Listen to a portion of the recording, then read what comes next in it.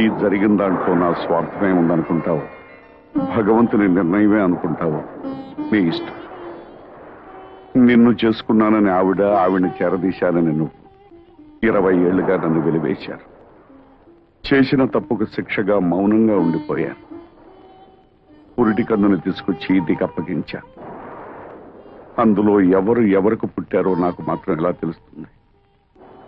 కానీ ఇద్దరిని 2 కళ్ళగా పెంచావు. ఎవరికి అన్యాయం చేయవనే నా నమ్మకం.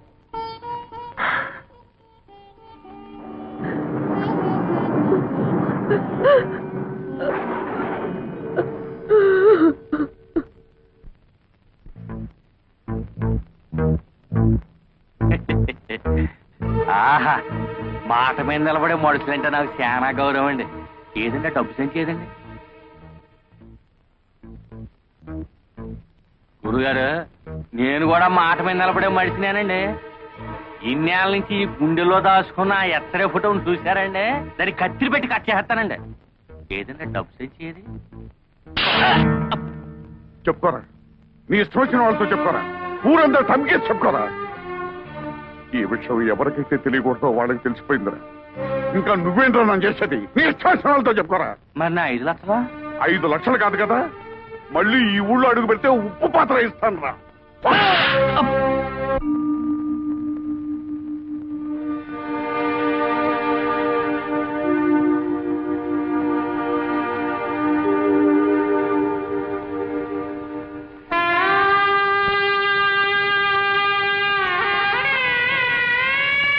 నువ్వు ఇంకా బాధపడాల్సిన అవసరం లేదు.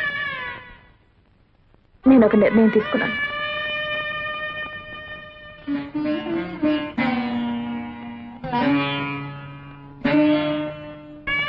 ఈ ఇంట్లోంచి వెళ్ళిపోదాం అనుకుంటున్నాను. అవునమ్మా, నేను నీ రక్తం పంచుకు పుట్టిన బిడ్డను కాను. ఎందుకంటే బావని పెళ్లి చేసుకుంటాను, ఆశీర్వదించమని నాయనమ్మని అడిగితే నన్ను ఆశీర్వదించలేదు. నేను పరాయిదాన్ని కాబట్టే కదా.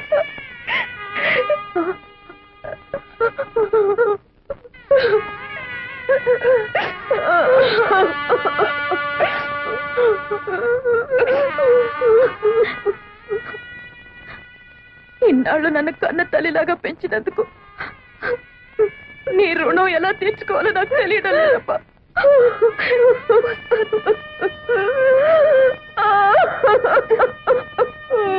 శోభ,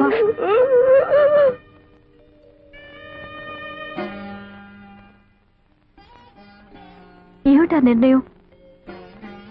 నాయనమ్మ నిన్ను ఆశీర్వదించకపోవడానికి కారణం బావ గురించి నీకన్నా ముందు నేను చెప్పాను.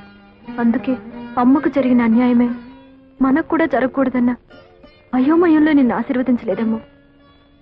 అంత మాత్రం చేత నువ్వు కూతురు కాదనుకుంటే నేను కాకపోయి ఉండొచ్చుగా.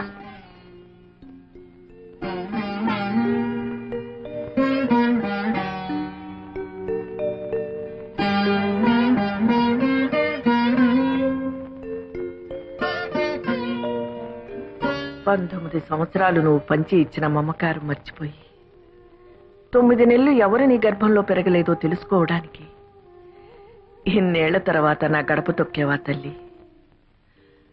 అయినా పసిగుడ్డుగా ఉన్నప్పుడే నీ పక్కలో ఒక పిల్లని పడుకోబెట్టాను. వాళ్ళల్లో ఎవరు నాకు మాత్రం ఏం తెలుసు? ఎవరు సొంత బిడ్డ కాదు అని తెలుసుకోవడానికి నువ్వు నా దగ్గరికి వచ్చావని వాళ్ళకి తెలిస్తే ఆ పసి హృదయాలు ఏమైపోతాయి? ఏం చేయాలో తోచడం లేదత్తయ్య. మిమ్మల్ని కష్టపెట్టిన పాపం తన్నిలా ఏడిపిస్తుందేమో.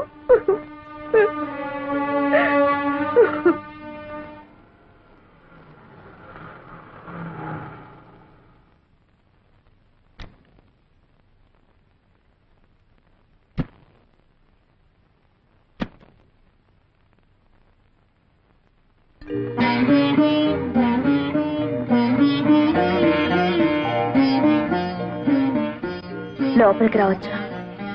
రాకూడదు. వస్తానంటే వద్దనడం సంస్కారం కాదు. ఇది సంస్కారాలు ఇల్లు కాదులేమ్మా. సరే, వచ్చిన పని చెప్తాం. మేం జానకి రామయ్య గారి పిల్లలం. మా ఇద్దరికి తండ్రి ఒకరే, తల్లులే వేరు. ఇందులో మీరు మాలో ఎవరికి తల్లి? తెలిస్తే ఏం చేస్తారు? గుండెల్లో లేని ప్రేమని బలవంతంగా గొంతు దాకా తెచ్చుకొని అమ్మా అని పిలుస్తారా? ఇన్నాళ్ళు తల్లికి దూరంగా పెరిగినందుకు విధిని నిందిస్తారా? ఒకటి మాత్రం నిజం, ఎవరికైనా తల్లి అనేది సత్యం, తండ్రి అనేది నమ్మకం. మీ విషయంలో తల్లి అనేది కూడా నమ్మకం అవడం దురదృష్టం. మాకు కావాల్సింది నిజం. ఆ నిజం నాకు తెలియదు, తెలిసినా చెప్పను. ఎందుకంటే అమ్మ అనే పదానికి అనంతమైన అర్థాలున్నాయి. ఆకలేసినప్పుడు పాలు పట్టేది అమ్మ, ఏడుపు వచ్చినప్పుడు కన్నీరు తుడిచేది అమ్మ, భయం వేసినప్పుడు ధైర్యం చెప్పేది, జబ్బు చేసినప్పుడు విలువెల్లాడిపోయేది అమ్మ. నేను మీలో ఒకరికి రక్తం పంచానేమో, కానీ ఆ తల్లి జీవితాన్ని పంచింది. కేవలం 9 నెలలు కడుపులో మోసిన నేరానికి 19 ఏళ్లు పెంచిన తల్లిని గుండెల మీద తన్ని రావడం మాతృద్రోహం. వెళ్ళండమ్మా, ఆ మహాతల్లి మీ తల్లి. వెళ్ళండి. నాకు అదృష్టం లేదు.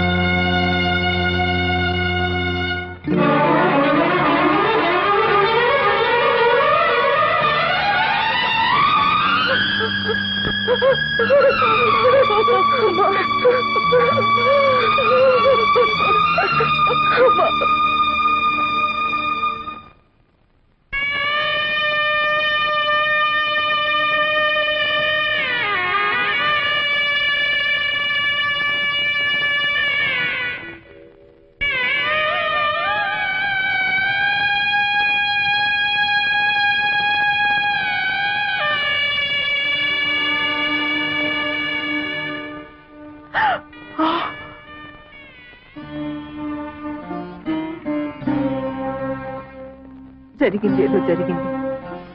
20 ఏళ్లుగా మిమ్మల్ని క్షోభ పెట్టి నేను నరకాన్ని అనుభవించాను. ఇప్పుడు అదంతా తవ్వుకుని ప్రయోజనం లేదు. నా బ్రతుకులోని దురదృష్టం నా కూతుళ్ళ బ్రతుకులో కూడా జరగకూడదనే నా కోరిక. ఈ సమస్య ఎవరి వల్ల ఎలా వచ్చినా నాకు కావలసింది పరిష్కారం.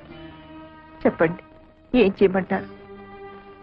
పిచ్చిదాన్ని, నాకు చెప్పే అర్హత స్వతంత్రమే ఉంటే 20 ఏళ్లుగా నీ ముందు మోగవాడిగా ఉండవలసిన అవసరమే ఉండేది కాదు.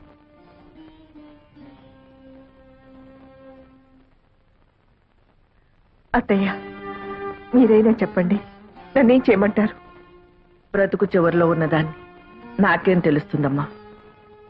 బ్రతుకు మొదట్లో అడుగు పెట్టబోతున్న వాళ్ళనే అడుగు. భగవంతుడా, నాకు పిచ్చెక్కిపోతుంది. నేనేటో తెలుసుకోలేకపోతున్నాను. అమ్మ శోభ,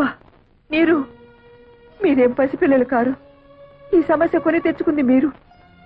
దీనికి పరిష్కారం కూడా మీరే తెలుసుకోండి. నా వల్ల కాదు, నా వల్ల కాదు.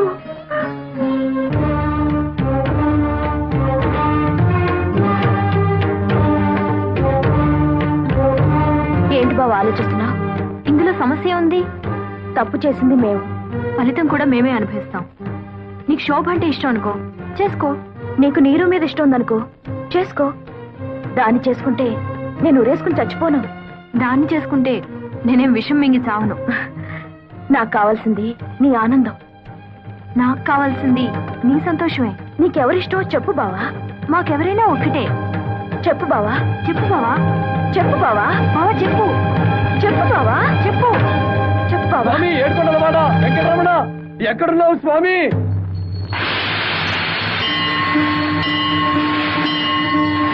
నాకు దారి చూపించు స్వామి.